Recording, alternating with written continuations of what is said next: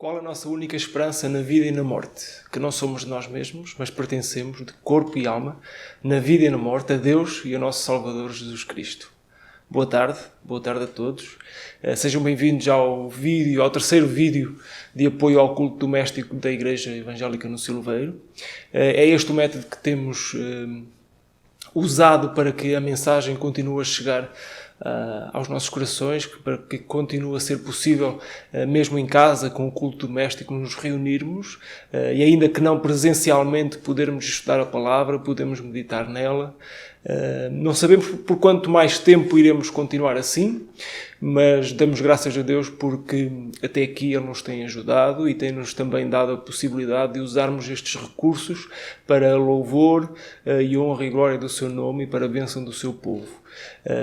Continuamos juntos, orando para que Deus esteja connosco, Ele sempre está, e estamos gratos pelo privilégio de, como povo, ainda podermos ler a Sua Palavra, meditar na Sua Palavra, orar, e Ele nos dá a oportunidade de, juntos, em nossas casas, podermos desenvolver também este hábito de nos reunirmos como família à volta da Sua Palavra para o louvar e para o engrandecer. Este tempo que temos passado tem sido, de certa forma, diferente do que estamos habituados. Não podemos dizer que não é um momento difícil, porque é de dúvida, de algum desconforto, mas pensamos e estamos crentes de que verdadeiramente Deus tem um propósito para todas as coisas, Deus está no controle de todas as coisas, o Deus que nós seguimos, que nós amamos, que nós servimos, é um Deus soberano que sabe tudo e Ele sempre nos dá alternativas e tem sempre um propósito definido em todas as situações.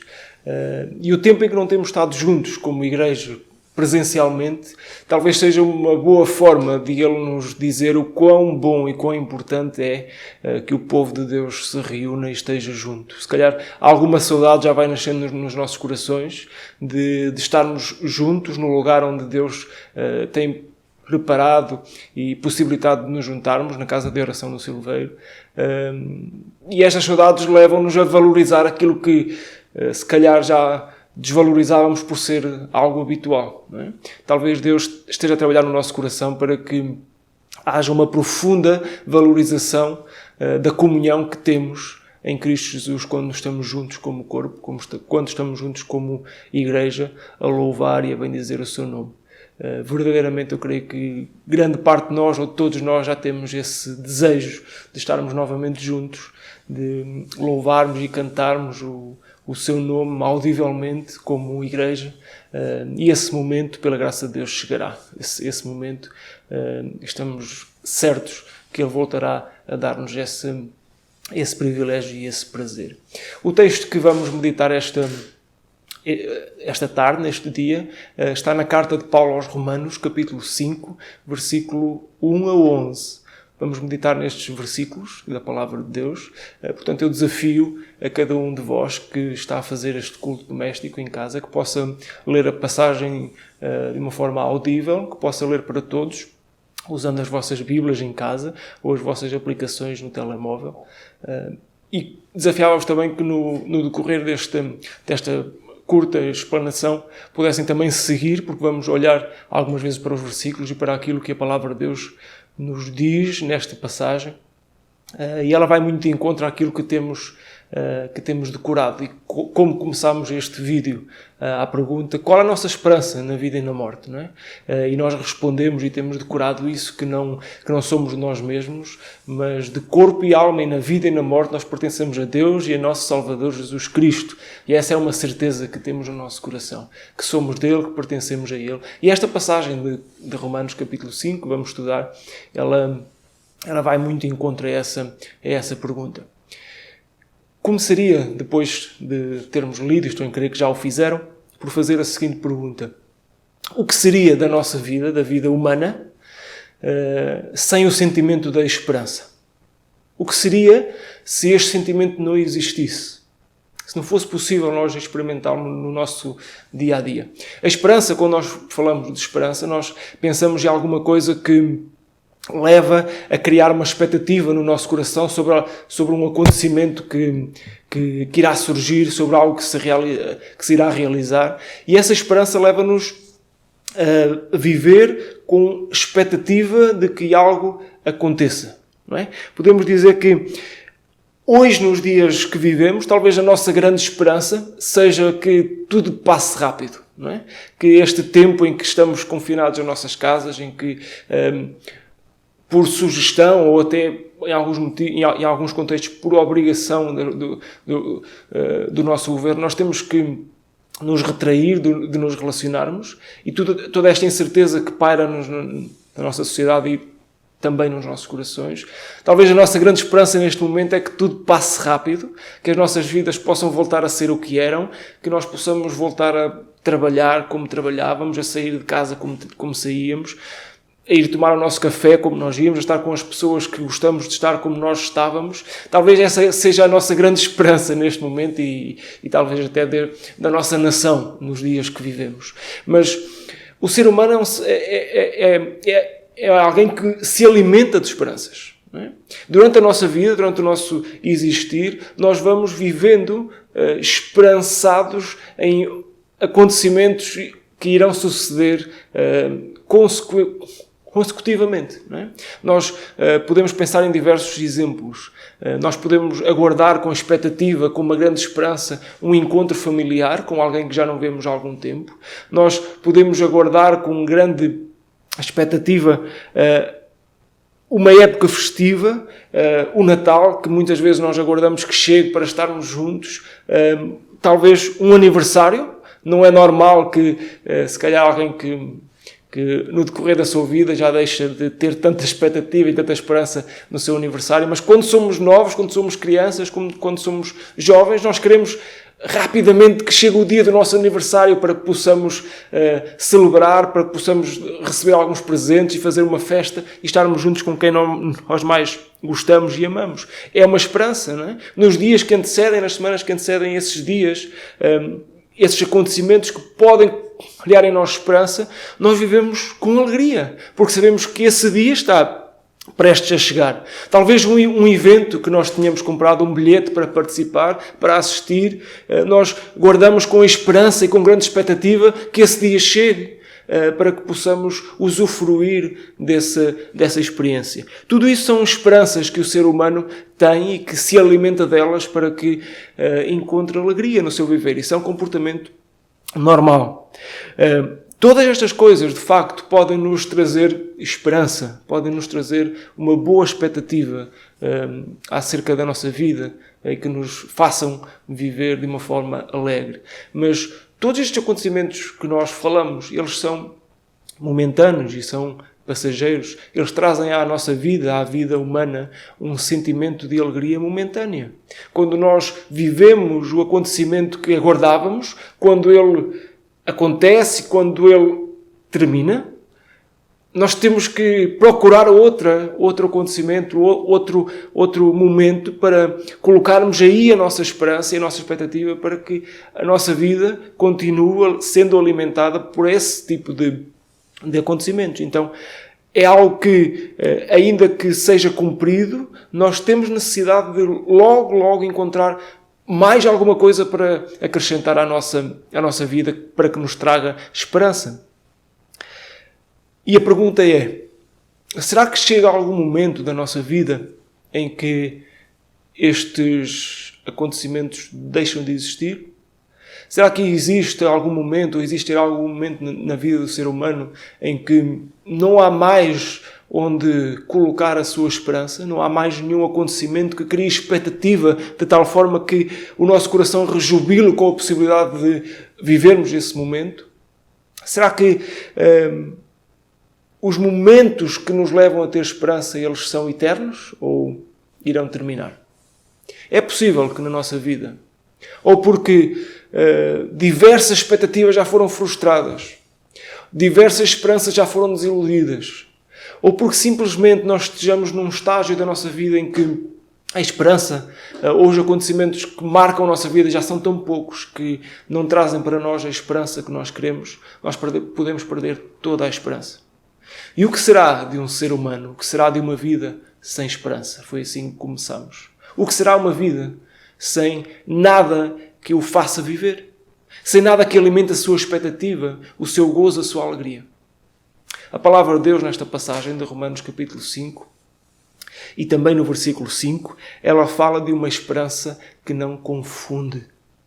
Quando Paulo escreve e diz, refere uma esperança que não confunde, ele está a falar de uma esperança que não desilude, uma esperança que não decepciona, uma esperança em alguma coisa que podemos dizer é mais que uma esperança. É uma esperança que está fundamentada não num possível acontecimento, não numa hipotética realidade, mas está fundamentada numa certeza. Paulo diz que a esperança do cristão é uma esperança que não confunde, que nunca será desiludida, que nunca será decepcionada. E porquê? Por que razão? Qual é o fundamento desta esperança? O que é que está por trás de uma esperança que é certa? De uma esperança que nunca há de terminar? De uma esperança que nós sabemos que vamos vê-la cumprir nas nossas vidas? No início do capítulo, o apóstolo Paulo, no versículo 1, diz que justificados, pois, mediante a fé, nós temos paz com Deus. Paulo diz que, sendo justificados por Deus, pela fé, por meio do nosso Senhor Jesus Cristo, nós temos paz com Deus. Quando pensamos em paz, nós pensamos em alguma coisa que nos traz tranquilidade, que nos traz serenidade, não é? É um sentimento, assim como a esperança. Mas aquilo que Paulo traz neste versículo é mais do que um sentimento simples de estarmos serenos e estarmos tranquilos relativamente a alguma coisa. Paulo fala da paz no verdadeiro sentido da palavra. A paz é alguma coisa que vem quando a guerra é interrompida. A paz é alguma coisa consequência, é algo que é consequência de um momento de tréguas ou de um momento de reconciliação. E claramente esta passagem de Romanos, Paulo está a falar da paz que nós temos com Deus, tendo sido reconciliados ou justificados por Deus. A nossa situação com Deus, o nosso relacionamento com Deus, antes de Cristo intervir nesta situação na nossa vida, é de inimizade. A palavra de Deus é clara e diz-nos que o homem e Deus estão separados irremediavelmente por causa do pecado do homem. A palavra de Deus diz, igualmente, que o homem era inimigo de Deus. Havia uma relação de guerra, não é? Havia uma relação de inimizade entre o homem e Deus. Mas Paulo diz que, sendo justificados por meio da fé e por intermédio do nosso Senhor Jesus Cristo, este relacionamento que era de guerra, este relacionamento que era de inimizade, torna-se em paz. Então, quando Paulo fala da paz que temos por intermédio do nosso Senhor Jesus Cristo, é muito mais do que um sentimento, mas ele fala de um relacionamento que agora é pacífico, que não era, mas que agora é, por intermédio de Cristo Jesus, nós temos paz com Deus. O nosso relacionamento com Deus deixou de ser um relacionamento de inimizade, um relacionamento de dois seres que se guerreavam, que eram contrários um ao outro, que não podiam ter qualquer tipo de comunicação nem de comunhão, mas por Cristo, por intermédio de Cristo e mediante a fé, nós temos paz com Deus. Um relacionamento pacífico. É esse o primeiro ponto que Paulo traz. Sem o qual a esperança que nós estamos à procura, de qual o fundamento para esta esperança que é eterna, que é certa, sem esta paz, esta esperança não é possível. Sem termos paz com Deus, a esperança que vem de Deus, ela não pode ser vivida pelo ser humano. Mas tendo paz com Deus, nós temos a possibilidade de viver na esperança que não confunde. Paulo continua e diz que nós nos gloriamos. E ele vai falar de 3 motivos pelos quais o cristão se gloria. Quando nós olhamos para a palavra gloriar, nós não devemos pensar como alguma coisa, como alguém que se exalta, não é? Como alguém que se gloria no sentido da exaltação e do orgulho, mas alguém que se alegra muitíssimo. É isto que significa esta palavra. Também nos alegramos muitíssimo, diz no versículo 2, no final, na esperança da glória de Deus. É a primeira vez que Paulo fala em esperança neste capítulo.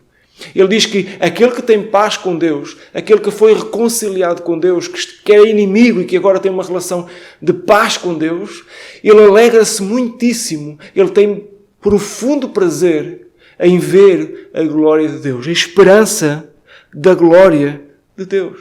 Esta é uma promessa bendita que Deus dá aos seus filhos, àqueles que estão reconciliados com Ele. E esta esperança é que um dia estaremos com Ele. Um dia o veremos face a face. Um dia estaremos na presença dEle de uma forma eterna, de uma forma perfeita para todo o sempre. Então isto é uma esperança. Esta é uma certeza de que há um acontecimento, como falámos ao início, há um acontecimento, há algo que nós esperamos com ansiedade, com expectativa. E esse acontecimento é estarmos perante Deus. Estarmos na presença de Deus. Estarmos vê-lo face a face, como diz a palavra. John Stott diz que a esperança cristã não é algo incerto, mas as nossas esperanças não são como as nossas esperanças comuns do dia a dia, mas ela é uma esperança jubilosa e confiante que se baseia nas promessas de Deus. O povo cristão, filho de Deus, é um povo fundamentado e seguro nas promessas do seu Deus. Nas promessas daquele que se reconciliou com o seu povo. Quando dizemos que nos gloriamos na esperança da glória de Deus, diz que nós temos ardente expectativa de que estaremos com Ele.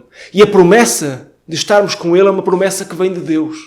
E nós, confiando nas promessas de Deus, nós estamos certos que um dia estaremos com Ele. Então, gloriamo-nos, temos profunda alegria naquilo que está para vir, no porvir.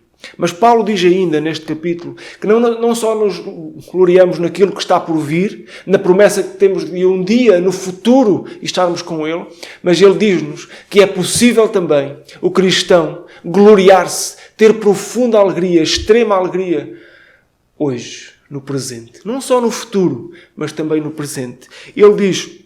E não somente isto, versículo 3, não somente nos gloriamos na esperança de vermos a glória de Deus no futuro, mas gloriamos-nos também nas próprias tribulações, sabendo que a tribulação produz a perseverança, e a perseverança a experiência, e a experiência a esperança. É curioso nós vemos na palavra de Deus que o cristão é alguém que tem profunda alegria e profundo prazer nas tribulações. Podemos pensar, como é que isto é possível? Será que, de alguma forma, o cristão negligencia a dor e o sofrimento? Entende que eles não existem e desvaloriza? Não. Não é isso que Paulo está a dizer, não é isso que a palavra de Deus diz. Em momento algum, o cristão anula a dor e o sofrimento da sua vida. Ou diz que eles não existem, ou relativiza, ou romantiza isso. Não. A palavra de Deus é clara. O Senhor Jesus disse, no mundo tereis aflições. A dor, o sofrimento, a tribulação serão acontecimentos normais da nossa vida e temos que esperar por eles porque eles são certos. A palavra de Deus nos diz que eles chegarão. Então o que é ter profundo regozijo, profunda alegria nas tribulações? Não é desvalorizá-las, não é dizer que elas não existem, não é no momento de dor e sofrimento dizermos isto não me atinge. Não, atinge. A questão é que aquilo que a palavra de Deus nos diz é que o cristão deve colocar a sua atenção e o seu foco naquilo que as tribulações, que a dor e o sofrimento poderão produzir na sua vida. A forma como Deus, usando esses momentos de dificuldade, pode aumentar-nos a nossa fé, a nossa experiência, a nossa esperança. É isso que diz o versículo. Nos gloriamos nas próprias tribulações, sabendo que a tribulação produz. Não é? Estamos a falar de matemática. É uma conta matemática. A tribulação produz alguma coisa. Quando usada por Deus, há um resultado. E esse resultado é o quê? É a perseverança. Não é? E a perseverança traz a experiência. E a experiência traz a esperança. Por isso, não porque negligenciamos a dor e o sofrimento, porque dizemos que ele não existe, não. Nós sabemos que ele existe, sabemos que Deus permite que passemos por isso, mas a nossa confiança e a nossa alegria está, nesses momentos, em sabermos que Deus usa isso para produzir em nós algo. E usa isso para produzir em nós a esperança, através da experiência e através da perseverança. Por isso nós podemos dizer que nos gloriamos nas tribulações. Não porque elas sejam fáceis, mas porque o nosso foco está no fruto delas nas nossas vidas. E então no versículo 5 Paulo diz: e esta esperança que é produzida pelas tribulações, ela não confunde. A esperança que temos em Cristo Jesus, ela é uma esperança que não nos desilude, que não nos traz desânimo. É uma esperança certa. E porquê? Continuamos à procura da resposta. Qual é o fundamento para esta esperança? E Paulo responde agora no versículo 5. Ele diz: a esperança não confunde, porque o amor de Deus é derramado em nosso coração pelo Espírito Santo que nos foi outorgado. O segredo, o fundamento da esperança do cristão, da esperança certa, é o amor de Deus. O fundamento da esperança cristã é o amor de Deus. Reparem como Paulo diz: o amor de Deus é derramado. Ele não diz que foi derramado. Ele diz que constantemente o amor de Deus é derramado em nosso coração pelo Espírito Santo que nos foi dado, que nos foi outorgado. No momento da nossa reconciliação com Deus, no momento em que o nosso relacionamento foi restabelecido, em que passamos a ter paz com Deus, o Espírito faz morada em nós. O Espírito nos foi dado. E Paulo diz aqui que continuamente, a cada dia, pelo Espírito, nós somos beneficiários do amor de Deus. Nós recebemos o amor de Deus. E é nesse amor que está fundamentada a razão da nossa esperança. É nesse amor que Deus derrama a cada dia que está fundamentada a nossa esperança. Podemos pensar: de que forma? Só pelo facto de Deus nos amar, então eu estou certo de que a minha esperança nunca será confundida? Sim. Mas há alguma coisa que fundamenta ainda mais essa ideia. O apóstolo Paulo, a partir do versículo 6, ele vai fazer uma comparação. Nós muitas vezes usamos a expressão de nem 8 nem 80. Usamos a expressão do 8 e do 80 para falarmos de extremos, que não devemos muitas vezes colocar-nos nem num extremo menor, nem num extremo maior.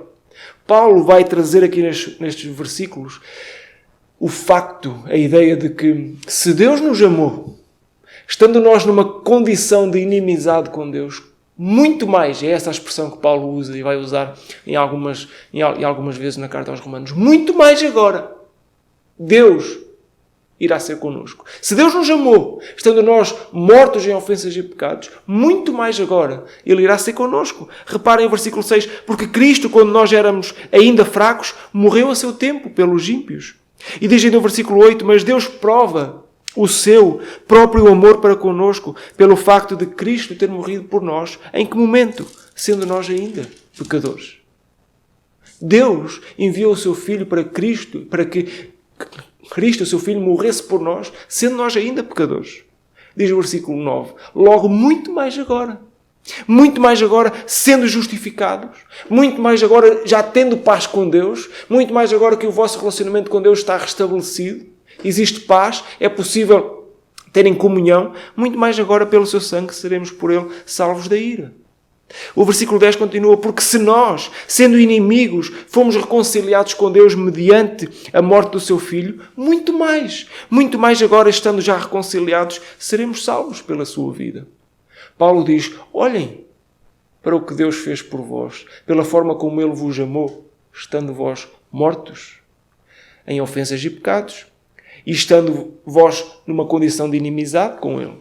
Olhem para o amor que Ele derramou por vós.